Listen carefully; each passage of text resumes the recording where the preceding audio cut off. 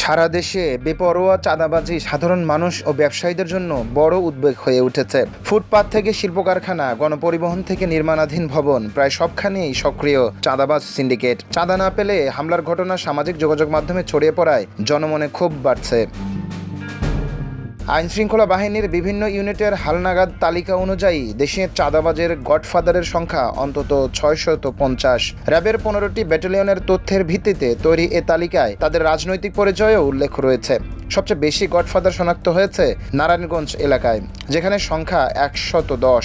এছাড়া র্যাব 12 এলাকায় 63, RAB 1-এ 61, RAB 6-এ 59, RAB 7-এ 52 এবং র্যাব 4-এ 42 জনের নাম রয়েছে। তবে তালিকা থাকা সত্ত্বেও তাদের গ্রেফতারের জোরালো অভিযান চোখে পড়ছে না। সংশ্লিষ্ট সূত্রগুলো বলছে, অধিকাংশ গডফাদারের রাজনৈতিক পরিচয় থাকায় তাদের বিরুদ্ধে ব্যবস্থা নিতে জটিলতা তৈরি হচ্ছে।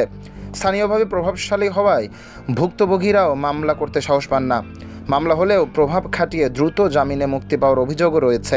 অপরাধ বিশ্লেষক, ঢাকা বিশ্ববিদ্যালয়ের সহযোগী অধ্যাপক ডক্টর তৌহিদুল হক মনে করেন, রাজনৈতিক সংযোগ ও ক্ষমতার কারণেই এ ধরনের অপরাধ বিস্তার লাভ করছে। তার মতে, তালিকা তৈরি করলেও কার্যকর ব্যবস্থা না নিলে এর কোনো অর্থ থাকে না। রাজনৈতিক সদিচ্ছা থাকলে চাঁদাবাজি নিয়ন্ত্রণ করা সম্ভব।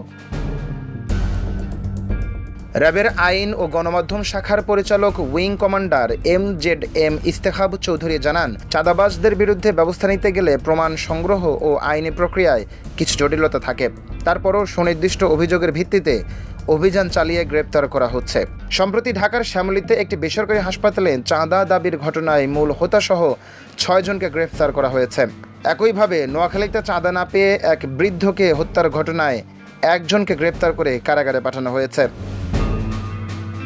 পুলিশের একটি সূত্র জানায়, চাঁদাবাজদের বিরুদ্ধে ব্যবস্থা নিতে মাঠ পর্যায়ে কর্মকর্তাদের কঠোর নির্দেশনা দেওয়া হয়েছে। পুলিশের অতিরিক্ত আইজি খন্দকার রফিকুল ইসলাম বলেন, প্রতিটি ইউনিটের কাছে নিজ নিজ এলাকার চাঁদাবাজদের তালিকা রয়েছে এবং অভিযোগ পেলেই তাৎক্ষণিক ব্যবস্থা নেওয়া হচ্ছে।